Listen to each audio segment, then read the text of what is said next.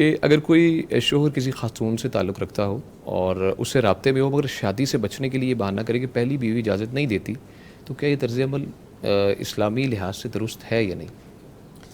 یہ دو لحاظ سے غلط ہے۔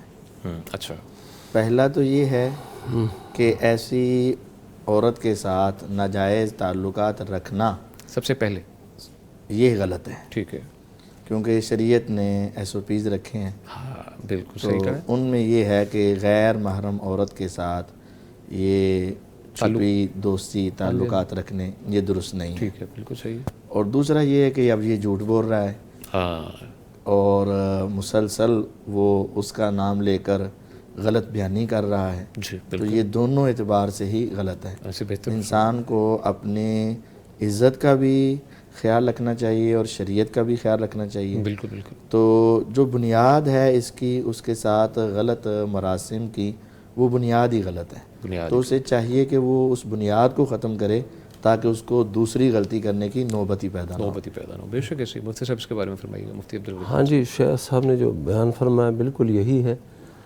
قرآن مجید کے اندر تو یہ جو نکاح ہے نا، یہ پاکدامنی، عفت اور اسی طرح ایمان کی سلامتی، ان چیزوں کے لیے بندہ نکاح کرتا ہے۔ بے شک، اور ولا متخذات اخدان، عورتوں کے بارے میں یہ ہے کہ وہ عورتیں ایسی نہ ہوں جو پہلے سے خفیہ یارانے کر رہی ہوں، اور بندوں کے متعلق یہی آیا مردوں کے متعلق کہ وہ بھی چھپے یارانے کرنے والے نہیں نہ ہوں۔ ہونے چاہیے، بالکل۔ اگر یہ چھپے پہلے سے یارانے چل رہے ہیں جی جی، تو یہ بنیادی غلط ہے۔